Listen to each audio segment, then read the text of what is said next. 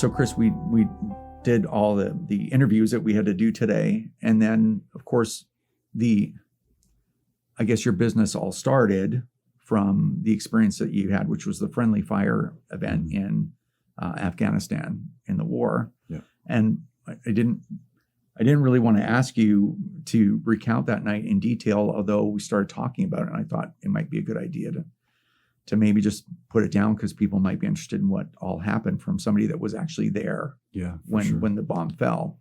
So why don't you go through that if you don't mind? Absolutely. That's not a problem. So it was April 17th of 2002 and my company, which was the parachute company, was going to a place called Tarnak Farms just to do a night heavy weapons shoot.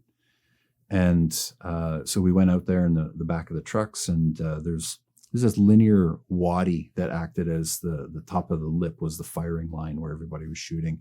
And there was a separate grenade range that was going off. So is that like a berm? Side. Yeah, there's not like a berm. It's just more like a really big ditch. If I stood at the bottom of the wadi, I wouldn't be able to see over the top. That's how deep it was.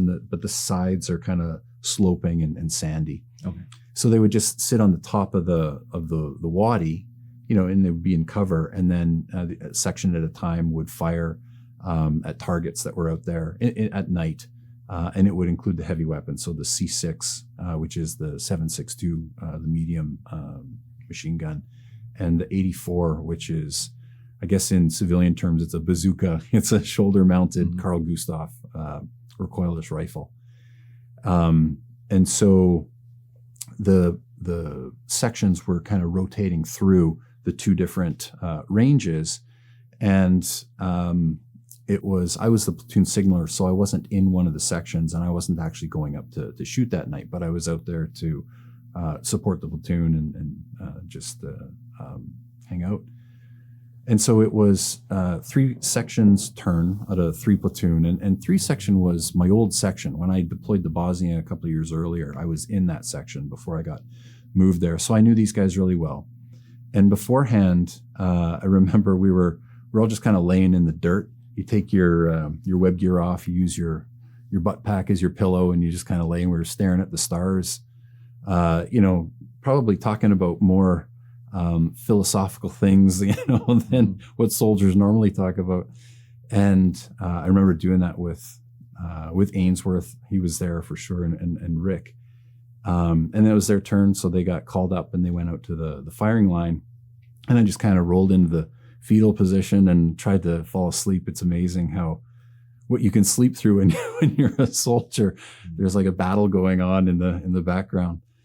And so their range lasted, however long it lasted, and then you hear the ceasefire, and then like almost immediately after the ceasefire is called, there's this massive explosion. And so there's 2 things that are really weird. Is like, one is there's an explosion after the ceasefire, and number 2, it was much bigger than the 84 going off, which is the biggest explosion that you would expect on the range. And then it's kind of eerily quiet. And we did hear the aircraft, but you didn't really think much of it because Tarnak Farms was, pretty close to Kandahar airfield. And so the flights were always coming and going at night anyways. They didn't really do much during the day. And then you hear the eerie scream for the medics kind of out of the silence that's afterwards. And so it kind of hits you as to what's going on. Okay, it's been an accident or something's happened. And so I remember getting up, putting my helmet, putting my gear on, grabbing my rifle, and I passed my radio over to somebody else. I just said, "Here, watch my rifle or watch my radio," because I had that medical training as a means to pad my resume. I was hanging out with the medics and talking medicine with the medics. And so if the medics are going to work, I'm going to go help them. I didn't realize how close the firing line and where that bomb had hit was to where I was laying. And otherwise I would have just ran. And 2 of the medics did actually run across there because all 3 of them, there's 3 medics on the ground. And they were all in the administration area where I was. and two of them went running, and the other one was in the ambulance and was going to drive the ambulance to the firing line. There were two guys that were hit with shrapnel in the administration area. When you look at kind of the overview of which way the bomb came in and hit and then kind of sprayed all the debris, it was directly towards the administration area. And the only reason more people didn't get hit was that it hit at the top of the lip of the wadi where the guys were.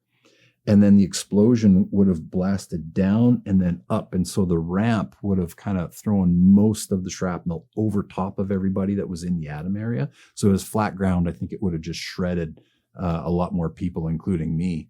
But as it was, there was only two guys hit with shrapnel. So I jumped into the back of the ambulance because I didn't know how far it was. And one of the guys was in the back of the ambulance, and he had taken a piece of shrapnel through his boot into his foot. And I could tell it was quite painful. And I just remember putting my gloves on in anticipation of getting to what was going to be far worse casualties than just the shrapnel in the foot. And in the chaos of it all, there was an ammo point where there was the 84 millimeter rockets for the 𝐂𝐂𝐅𝐑, and I remember the ambulance backing over the rockets because it was just stressful for everyone.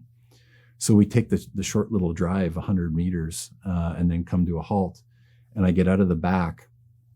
And this is an interesting thing because it's just an indicator of how stress can alter your memory. For the longest time, I thought it was Bill, the senior medic, who had told me this.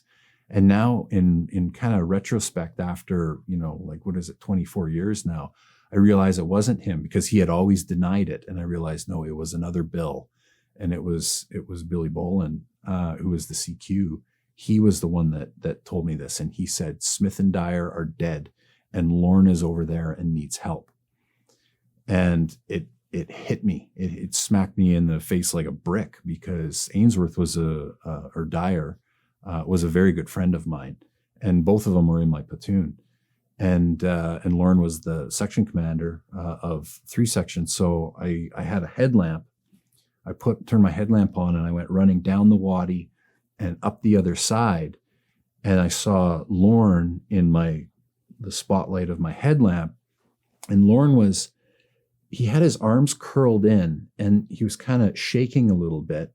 He had a massive hole in the back of his thigh that was actively bleeding.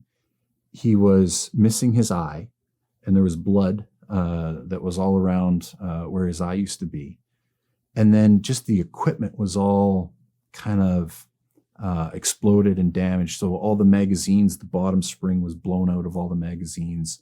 His helmet was off his head, but the scrim was on fire and it was burning. So it was just this chaotic scene. And there was other casualties as well, but I was focused on Lorne. And the other medics, the other 2 medics were dealing with the next worst casualty. And just assessing all of the casualties that were in that immediate area. I was kind of focused on Lorne. And to me, this looked like something called decorticate posturing, is when you have a head injury, your limbs will curl in and they'll kind of flex. And so you might even get that muscle shake because they're flexed so tightly. And I saw the hole in his eye and I thought, oh, he's not even salvageable. He's beyond recovery. So I said, hey, Lorne, can you hear me? Anticipating that he couldn't. And he said, yeah. And I was taken aback. And I'm like, oh my God, he's salvageable. That's not decorticate posturing. That's just him being cold because he's lost so much blood probably by now. So I asked him, I said, hey, Lorne, where are you hurt? And he said, in my leg. I'm like, he's conscious. He knows what's going on. He knows he's hurt in his leg. And so I kneeled down. I started digging out my tourniquet. And this tourniquet so we had gotten a briefing. Let's rewind back. We had gotten a briefing from the doc that was coming over with us on these it was the very first kind of tactical combat casualty care instruction that we had gotten. It wasn't formalized. It was just information that he had gotten through his peers, that had come from the Americans. And I remember in that, the one take-home point that he stressed was tourniquets first when in combat. Don't mess around with trying to do anything else. He's like, get the tourniquet on and then move on. And don't worry about, the life over limb, the old first aid adage, it's a last resort. And so that was brand new to me. So after that briefing, I went to the medics and I asked Jean Dillebourdonnais, I asked him, I'm like, hey, can you get me a tourniquet? And he's like, oh yeah, let me see what I can do. So he goes back and he gets me this little elastic band with a plastic clip, and it's an IV tourniquet. And neither of us knew the difference between a venous tourniquet and an arterial tourniquet at the time. I put that in my little pouch in my web gear, and this was before we had even deployed. And then fast forward to when we're deployed and I'm kneeling in front of 𝐿𝐴RN, I go dig out that little tourniquet that Jean had handed me. And Jean comes running and kneels down on the other side of 𝐿𝐴RN, and I hand this to him and I say, here, let's put this on. And he's, remembering tourniquets first. And he said, oh no, I think we should try direct pressure first. I'm like, okay, you get the direct pressure on there. I'm going to take his armor off and see if there's any other wounds that we haven't caught. And so while we're doing all that, my friend Rob, he comes into the picture. And he's like, hey guys, can I help? What can I do? And so at that point, there's more to the story. There's dialogue with 𝐿𝐴RN and things that are going on. But around that time, I realize there's 3 medical assets on one casualty, and they're still yelling, we're missing people, we're missing people. And I didn't know if there were other casualties that hadn't been seen by somebody yet. So I told Jean and Rob, I said, I'm going to go look for other casualties. And so I stood up and I left, and I used my headlamp and I scanned forward of the firing line, and there was nothing there.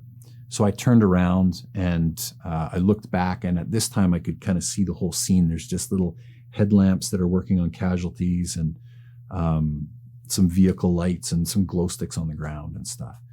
And that's the point where the whole kind of the emotion of the event started to hit me. And I told myself, no, not right now. And I suppressed all of that because I needed to get a lot more work done. So I moved back to where everybody was. And I came across Bill, who was the senior medic, and John, and they were having a little confab. And I looked down and I saw actually before this, somebody asked me, they said, hey, do you have any field dressings? Do you have any bandages? And my mind went to my butt pack, where I had carried them my whole career. And at the beginning of the tour, this is an interesting thing about training. At the beginning of the tour, we went and we took and taped one on the butt of our rifle. And I had never trained with it there before. And so I looked at him when he asked me the question, and my mind went to my butt pack, and I said, no, they're not there anymore. But it didn't go forward to where they were. And I said, no, I don't have any. And then fast forward to the next morning, I'm sitting at the tent after all of this. I'm looking at my rifle, and I'm like, there's still field dressing taped to my rifle that I had been asked for like 3-4 different times, and said no each time. And so it's a good kind of lesson to like train like you fight. Don't change things last minute, things like that. So at that point, back with Jean and Bill, I see that like it's still hemorrhaging. The bleeding's not controlled. So I said, look, let's put the tourniquet on. And John looked at Bill and said, we're going to put the tourniquet on, just more like a question. And Bill's like, yeah, put the tourniquet on. So I handed the tourniquet back to Jean, and we took our places back on each side of him and cranked that thing on. And it was tight, but I don't know. I really doubt it was tight enough to completely stop the hemorrhage. And at that point, 𝐿𝐴RN was going in and out of consciousness. He had lost so much blood. The helicopter was on its way. Same deal. We got the tourniquet on. I went to the guys again. I said, I'm still going to go look for others that haven't been treated yet. And so I walked past 𝐿𝐴𝐻𝐻𝑚 and Nathan and Mark's bodies, and I got to Curtis. And Curtis was laying there, and I said, Curtis, has anybody seen you yet? And he said, no. I'm like, holy crap, like this was, pretty far into it at this point. I said, where do you hurt? And he was like talking about his abdomen, and his ears were ringing and everything. And all he wanted to know about was his guys. And so Curtis was the heavy weapons commander at the time, and his two guys were Nathan and 𝐴𝐻𝐻𝑚. And he told me, he said the last thing that he remembered was hitting 𝐴𝐻𝐻𝑚 on the back of the boot and saying, good shooting, boys, and turning around and taking one step and then flying through the air and getting thrown. And so how do you answer the question, to Curtis? I said, Curtis, right now, we're just worried about you. I said, so tell me where you hurt. And he's like, he said his abdomen, and I started cutting off his gear, and he's like, don't cut my gear off. He's like, that's my gear. I'm like, that's the least of our worries right now. I'll get you new straps for your gear. And he knew what I meant when I said, we're just worried about you. And then he wanted a drink of water. And again, it's the old teaching versus the new teaching. Like the old teaching is like, no, you can't have any water because the surgeon might have to operate and all this other, weird nonsense. And it's like, well, the surgeon's going to operate if he needs to anyways. It doesn't matter. And the water could have benefited him. It's a minor point, but it's all these little lessons learned, throughout the whole time. So the helicopters coming in, and again, it's a disaster with the helicopters. We plan on them landing on one side of the wadi, so we've got all the casualties staged, and the helicopters do whatever they want anyway, so they land on the other side of the wadi. So now we got to take the casualties down and up the steep berm on the litters. The really interesting thing, and I'm going to go back in time, was earlier that day, actually the day before, we had just gotten back from leave. And so we were the very first. They were sending guys on 3-day kind of, R&R in Dubai, and they were doing it a platoon at a time. And our platoon drew the very first one. So we got off 3 days of R&R in Dubai. And I've got these fond memories of, doing water slides with 𝐴𝐻𝐻𝑚 and Rick and everything, just days before. Then the day we got back, we go do training on the medevac aircraft, how to load a casualty, because there's all these little details. Like they have the big external fuel pods, and there's a little fin on the back of the fuel pod. And you have to do this weird kind of zigzag to get the stretcher around the fuel pod. And if you knock the fin off, the helicopter's grounded. So they're going through all these details. Don't stand in front of the rear exhaust. You're going to burn your face off. Don't go too far back. All these different things that are important. And lo and behold, they came into play for real that night when they're loading all the casualties up. And so I believe Jean went on the helicopter it was only a 5-minute, not even a 5-minute flight. We were so close to Kandahar. And that's what saved Lauren. Yeah, thank goodness. Yes. Because had it been longer, man, I don't know how much longer Lauren would have survived. Got to the surgeon, and Dan Vorio was the Canadian surgeon that took excellent care of Lauren, saved his life for sure. And back at at Tarnak Farms, after the helicopter left, we're like, well, what do we do now? So guys just kind of fall into, they think, what are we supposed to do? It's like, well, this is like a crime scene now. So they just started gathering up glow sticks and cracking glow sticks in any place there was like a piece of equipment, or where, there was, I hate to say it, but a body part or a piece of, what would look like hamburger or something. They just put a glow stick there. And it was crazy, because you take this step back and you look, and you right on the lip of the berm where it hit, there was this cone of glow sticks towards the administration area. Mm. And so in doing that, I came across, and now I'll kind of self-censor for the media platform wherever this gets posted, but there was the remains of a body, and it was the internal anatomy. There wasn't a lot of identifiable pieces, but you knew it used to be somebody. And but I knew exactly who it was because of the little piece of scalp, and the orange hair was evident that it was my friend Rick Green. And so I couldn't leave. I had to stay with Rick. I got somebody else to go grab the blanket. We put the blanket on him, and then that was pretty much it. The trucks came. They ordered us onto the back. Like, guys didn't want to leave. They had kept one of the other platoons. They kept 2 platoon back to load the bodies, even though they were 3 platoon guys. And then we went back to the camp and just kind of sat there and, I don't know, in disbelief of what had just happened. It's interesting, they did the little critical incident stress debrief at the platoon level. And I remember maybe a couple weeks later, we had to burn our garbage, or not our garbage, but our letters. So if you weren't going to keep a letter from home, you had to burn it because nothing personal would go into the local landfill. And I remember somebody burning a letter, and there was one of the guys walking by, and we both smelt the smoke at the same time, and we both looked at each other at the same time, because it was just that memory of the same smell of I can't remember. It was a month before, a couple of weeks before, or whatever. But yeah, and the guys ended up going back, to Germany to get treated. We did the very first ramp ceremony. Up to that point, the American soldiers that had died, they were just kind of quietly loaded on an aircraft and flown home.